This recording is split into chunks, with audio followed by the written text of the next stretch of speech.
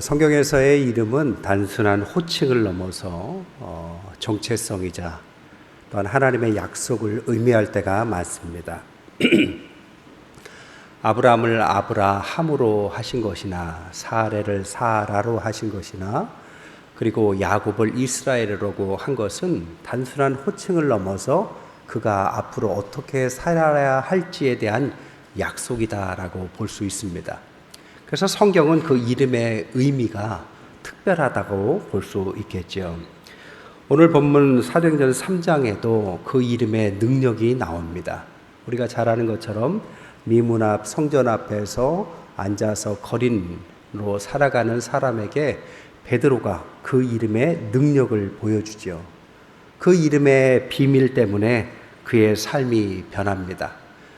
변하고 나서 이어서 설교하는 내용이 오늘 본문입니다. 오늘 설교의 내용은 단순한 소수의 사람들을 대상으로 한 것이 아니라 수많은 사람들에게 전도를 위해서 하는 전도 집회와 같은 의미로 오늘 설교를 했습니다. 그 설교의 주제가 뭐냐? 그 이름의 비밀을 알라라는 것이죠. 저는 오늘 이 본문을 통하여 하나님 그 이름의 비밀에 대해서 함께 은혜를 나눌까 합니다. 첫 번째 그 이름 13절에 보니까 아브라함의 하나님, 이삭의 하나님, 야곱의 하나님, 우리 조상의 하나님 이렇게 말씀하죠.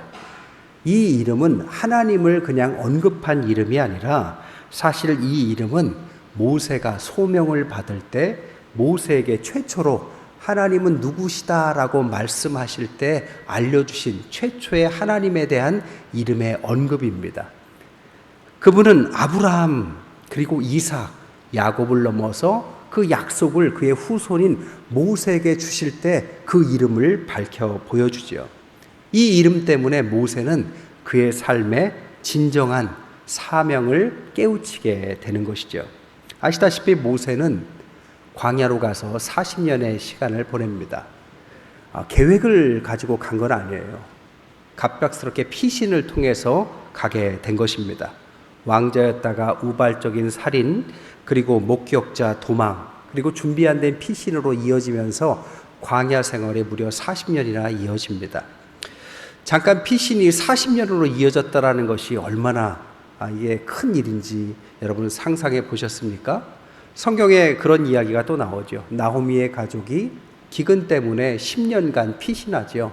10년을 계획한 것도 아닌데 10년이 걸립니다. 근데 10년 동안에 남편과 두 아들이 죽고 모든 것을 잃어서 자신의 이름을 슬프다, 쓰다, 인생이 박복하다는 의미의 마라라고 고백한 이야기를 우리가 알고 있죠. 그런데 이 나오미의 시간, 잃어버린 10년, 이것을 4배나 더한 것이 모세 잃어버린 40년이었습니다. 모세는 그래서 그 시간을 그냥 복되게 계획을 갖고 보냈다기보다는 언제 끝날까라는 심정으로 보낸 것 같아요. 왜 그것을 알 수 있느냐? 그의 아들의 이름을 게르솜이라고 지었기 때문입니다. 게르솜이라는 이름의 뜻은 나그네란 뜻이죠. 나그네는 어느 한 곳에 거처하는 것이 아니라 잠깐 있다 떠날 사람을 나그네라고 하죠. 근데 모세는 그런 심정으로 있었는데 40년이 흘러버리죠. 40년이 그냥 산 40년도 아닙니다. 처가살이 40년이죠. 우리 옛말에 보리 서말만 있어도 처가살이 안 한다 그러잖아요. 근데 모세는 40년을 합니다. 처가살이 한 사람이 또 있어요. 야곱이 처가살이를 하죠. 몇 년 했냐면 20년 했습니다. 20년 했는데 야곱은 그 20년 동안에 대단한 재산을 모아갖고 나오죠. 근데 모세는 그럴 주변도 안 돼요. 2배의 40년을 살아갔으면서도 처가살이에서 아무것도 얻은 것은 없어 보입니다. 그냥 말 그대로 40년을 산 거죠.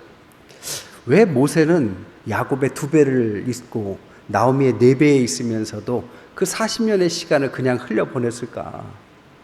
생각해보면 이 모세는 왕궁 출신이기 때문입니다. 야곱하고는 달라요. 왕궁 출신이니까 양떼에 그렇게 큰 욕심은 없었을 거라고 생각해요. 왜? 왕조였으니까 그깟 양이라 소 이런 것들 마음만 먹으면 많이 가질 수 있었던 지위에서 지금 어느 날 갑자기 이렇게 돼서 언제 끝날지 모르는 시간을 보내고 있었기 때문에 과거에 사로잡혀서 살았다라고 생각이 듭니다. 언젠가 가겠지, 돌아가겠지. 시간이 그러면서 40년이 흘러가요. 살다 보면 우리의 삶에도 이런 일이 있죠. 내가 왕년에 이런 분들이 있습니다. 우리 할아버지 때 얼마나 잘 살았냐면 할아버지가 갖고 계신 그 땅, 그걸 밟고 지나가지 않고는 그 마을을 못 지나갔다고 여러 번 들었어요. 어떤 분은 자기가 회사 다닐 때 자기 아니면 회사가 멈췄대요. 확인은 안 됩니다. 그러나 왕년에 그렇게 잘 나갔다. 근데 지금은 아닌 거죠. 그러나 지금 이렇게 인생의 회한과 과거를 품고 있으면서도 그의 마음은 편치 않았습니다. 모세가 지었다는 시편 90편에 보면 모세의 심정이 고스란히 드러납니다. 주의 목전에서의 천년이 밤의 한순간처럼 주께서 그들을 홍수처럼 쓸어 가시나이다. 우리의 모든 날이 주의 분노 중에 지나가고 우리의 연수가 70이요 강건하면 80이라도 수고와 슬픔뿐이다. 모세의 나이 지금 80입니다. 그가 말하기를 70이어도 80이어도 수고와 슬픔만 있다. 그게 모세의 자신의 심정을 이야기한 거죠. 뜻한 바가 컸어요. 왕궁교육으로 훌륭한 사람이었습니다. 능력도 있어요. 그러나 어느 날 그것을 잃어버리고 긴 시간이 흘러서 이제는 늙은 몸, 지팡이 하나밖에 없었습니다. 재산도 없어요. 그런 것을 모을 만한 주변이나 욕심과 계략도 없습니다. 그러면 하나님은 이때 모세를 기억하지 못하고 계셨습니까? 우리의 삶 가운데 모세와 같은 심정을 가질 때가 있습니다. 그때 우리가 꼭 질문해야 될 질문이 뭡니까? 하나님은 나를 지금 기억하고 계신가? 나를 잊으신 것은 아닌가? 하나님은 모세를 잊지 않고 계셨습니다. 출애굽기 2장 24절 25절에 보면 하나님이 그들의 고통 소리를 들으시고 하나님이 아브라함과 이삭과 야곱에게 세운 그의 언약을 기억하셨고 하나님이 이스라엘 자손을 돌보셨고 하나님이 그들을 기억하셨더라. 기억하셨다를 두 번이나 반복하는데 여기에서의 기억하다라는 단어를 자카르를 쓰고 있습니다. 자카르는 어느 날 까먹고 있다가 깜빡 잊었다가 그런 일이 있었지라는 기억이 아닙니다. 모세가 있었는데 광야로 갔는데 40년간 내가 깜빡 잊고 있었네? 이런 의미의 기억이 아니라 이 자카르의 의미는 한시도 잊지 않고 기억한다라는 의미의 자카르입니다. 그러니까 하나님은 모세를 내보낼 때부터 40년이 흐르면서 모세는 자기 자신을 하나님이 잊었다라고 생각할 법도 하지만 하나님은 그러지 않으셨다는 거죠. 내보낼 때부터 지금까지 한시도 모세를 잊은 적이 없습니다. 왜요? 그가 하나님의 큰 사명을 해야 될 사람이기 때문이죠. 하나님의 이런 일상, 하나님의 사람의 이런 일상은 하나님의 준비법에서 나옵니다. 하나님은 사람을 쓰실 때 분명히 두 가지를 주세요. 하나는 능력을 주십니다. 그리고 능력을 다룰 만한 겸손을 주십니다. 근데 이 두 가지가 모순된 거죠. 능력을 주면 사람이 교만해집니다. 모세에게 그런 능력을 주니까 교만해졌어요. 사람을 자기 힘으로 죽이거나 혹은 자신의 힘으로 나라의 미래를 결정할 수 있다는 교만이 있었습니다. 이 교만을 꺾는 시간, 겸손으로 바꾸는 시간이 40년이었던 거죠. 그러니까 이 40년은 모세가 볼 때는 하나님이 자신을 잊었거나 하나님의 또 다른 벌이 아닐까라고 생각할 수는 있었지만 사실 그건 벌이라기보다는 하나님의 그를 향한 준비의 시간, 발효의 시간입니다. 발효의 시간 아세요? 김치를 막 담그면 겉절이로 먹어도 맛있지만 발효시키면 아주 숙성된 깊은 맛이 나죠. 된장을 담가서 바로 먹으면 짭니다.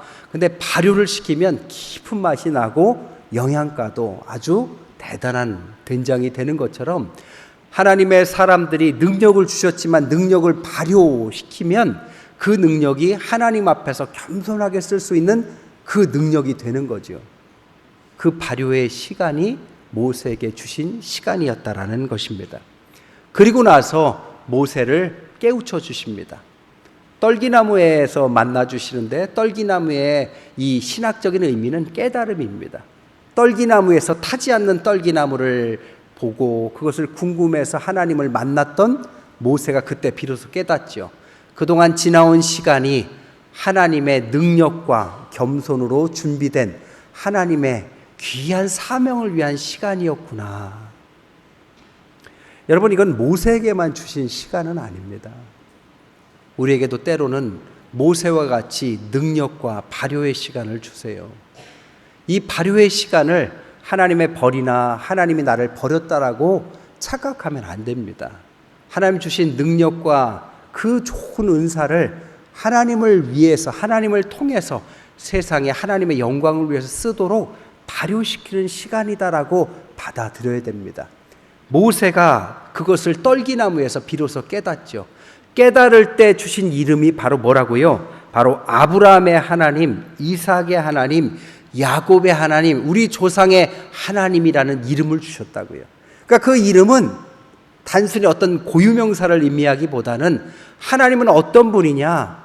아브라함을 불러서 믿음의 조상으로 세우고 이삭과 야곱을 통해서 약속이 이어지고 너희 조상을 통해서 하나님의 하나님 되심을 드러내셨는데 그 약속의 성취를 약속의 땅 가나안으로 이끌도록 너를 부르신 것이다. 바로 내가 그 하나님, 너의 하나님이다라고 그 이름의 비밀을 알려주셨다라는 것입니다. 그 이름을 통하여 모세는 자신의 사명을 깨닫고 비로소 하나님의 사람으로 변화받습니다. 그 이름의 비밀이 바로 이것이죠. 두 번째로 그 이름을 13절에 또 이렇게 말하죠. 아브라함과 이삭과 야곱의 하나님, 곧 우리의 조상의 하나님, 모세를 변화시킨 그 이름의 하나님이 그의 종 예수를 영화롭게 하셨다. 그 이름의 비밀을 성취시키셨는데 그게 누구냐? 바로 하나님의 아들 예수님이다. 그 이름의 비밀의 완전한 성취, 그 이름의 비밀이 바로 예수 그리스도인데 이 이름을 통해서 누구를 또 두 번째로 변화시키시느냐? 바로 오늘 본문의 베드로를 변화시키십니다. 베드로는 무명의 어부였어요. 그러나 베드로의 인생을 바꾼 한마디가 있다면 예수님께서 이렇게 말씀하십니다. 너는 지금까지 물고기를 낚는 어부였다면 앞으로는 사람을 낚는 어부로 만들 거다. 베드로가 이것을 어떻게 받아들였을까요? 물고기를 낚는 어부는 너무나도 당연한 이야기입니다. 이것은 생계를 위해서 살아가는 하나의 직업일 뿐이지요. 근데 사람을 낚는 어부라는 의미는 생계를 넘어선 어떤 사명을 통해서 사명을 위해서 사는 사람이다라는 의미일 겁니다. 20년 전에 제가 옛날에 있던 교회에서 의사분들을 모시고 의료 선교를 갔어요. 어려운 지역에 있는 사람들을 돕자고 갔는데 그때 의사 여러분들이 가셔서 큰 변화를 겪습니다. 도와주려고 갔는데 그들을 도우면서 자신의 미래를 발견해요. 하나님께서 나를 여기까지 인도하신 것은 단순히 나의 직업, 생계를 위해서 보내신 것이 아니라 그 이상의 사명이 있구나. 그분들이 그렇다고 의사를 그만둔 건 아닙니다. 그러나 목표가 달라졌죠. 여러분, 주님께서 우리에게 뭐라고 하십니까? 사람은 떡으로만 사는 것은 아니다라고 말합니다. 떡을 위해서 살아야죠. 그러나 떡으로만 사람은 살 수 없습니다. 만족함을 누릴 수 없어요. 하나님이 부르신 그 부름의 사명이 다 달라도 그 사명이 우리의 삶의 목적이 될 때 비로소 우리는 삶의 목적을 발견합니다. 그때 깨어나는 거죠. 베드로를 깨운 이름이 바로 그 이름이라는 거죠. 베드로가 그 이름을 주셨을 때 처음부터 크게 변화받지는 않았습니다. 그런 여러 모습 속에서 변화산에서 혹은 주는 그리스도시여 살아계신 하나님의 아들이라는 고백까지 이렇게 한 대단한 사람처럼 보였지만 예수님께서 십자가에 달려 돌아가시니까 3번이나 부인하죠. 그러나 그 이름의 비밀은 거기서 그를 포기하지 않죠. 예수님께서 부활하시고 그에게 가셔서 네가 나를 사랑하느냐라고 또 묻습니다. 지난번에 한번 말씀드렸듯이 주님께서 너가 나를 사랑하느냐에 물을 때 이 헬라어 원어는 한글하고 좀 달라요. 주님께서 이렇게 묻습니다. 베드로야, 네가 아가페로 나를 사랑하느냐라고 물어요. 하나님의 사랑, 부모의 사랑, 조건 없는 사랑으로 나를 사랑할 수 있니? 베드로가 대답하기를 나는 필로스로 사랑합니다라고 대답합니다. 저는 그렇게 대단한 사랑은 못해도 형제 간의 사랑, 친구 간의 우정, 주는 만큼 줄 수 있는 사랑 정도는 할 수 있습니다. 예수님이 두 번째 물어요. 아가페로 사랑할 수 있니? 아니요, 저는 필로스로 사랑할 수 있어요. 그러니까 예수님이 다시 바꿔 말씀하시죠. 그럼 필로스는 사랑할 수 있니? 예, 주님, 저는 그걸로 사랑할 수 있어요. 주님은 그에게 눈높이를 맞춰주세요. 그리고 그럼 네가 할 수 있는 것으로 해라. 편안한 마음으로 베드로는 그것을 받아들입니다. 그러나 후에 베드로의 하나님을 향한 사랑을 보면 그것은 필로스를 넘어서 아가페의 모습을 보여주지요. 그 이름의 비밀이 그렇습니다. 우리가 대단한 목적과 의식을 가지고 변하는 건 아니에요. 주님이 우리의 상황과 때와 수준을 압니다.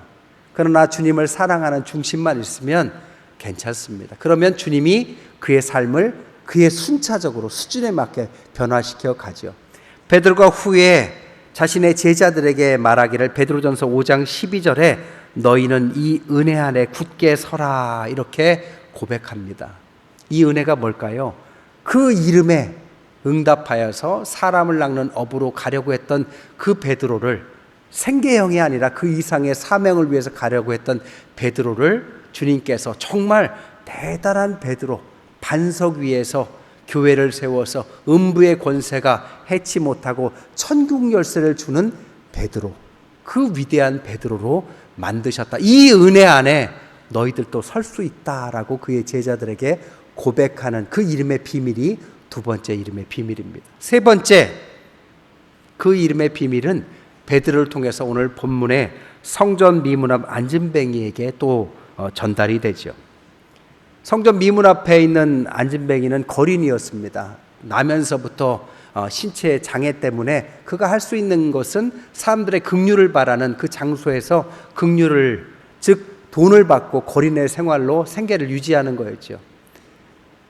그에게 베드로가 다가갑니다. 은과 금이 없어요. 그것을 달라고 하는 그에게 뭐라고 합니까? 나는 은과 금은 없다. 그러나 그 이상의 것, 그 이름이 있는데 그리스도 예수의 이름이 있다. 그 이름으로는 네가 원하는 것 이상으로 너에게 줄 수 있다. 그 이름이 전달됩니다. 그리고 그는 가장 그가 진짜 바랬던 근원적인 모든 문제가 해결되고 진정한 인간의 회복이 일어난다는 이야기가 오늘 본문의 이야기죠. 여러분, 은과 금도 중요해요. 살아가는데 그것처럼 중요한 것도 없습니다. 그러나 우리의 삶에 진짜 중요한 문제는 그 이상의 문제입니다. 그 이상의 것들을 해결할 수 있는 것은 은과 금을 넘어서 그리스도 그 이름, 그 안에 있다라는 것이 성경의 가르침이라는 것이죠. 프란체스코 수도회는 청빈한 수도회였습니다. 그래서 그들은 한 벌 옷으로 평생 선교하면서 다녔어요. 그래서 거린 선교회다라는 이름을 받았습니다. 근데 카톨릭이 부흥을 하면서 이 카톨릭 교황 앞에 프란체스코 수도사들이 초청을 받아요. 허름한 모습으로 그 앞에 갑니다. 교황이 그에게 말하기를 이렇게 말했다고 그래요. 이젠 우리에게 은과 금은 없다고 말할 필요가 없게 됐습니다. 그만큼 우리가 이제 부흥했다는 의미겠죠. 그랬더니 프란체스코 수도사들이 이렇게 말했다고 합니다. 그럼 우리에게 나사렛 예수의 이름으로 일어나 걸으라는 능력도 사라지게 된 것일 것입니다. 은과 금도 중요합니다. 그러나 은과 금이 전부를 해결할 수 없어요.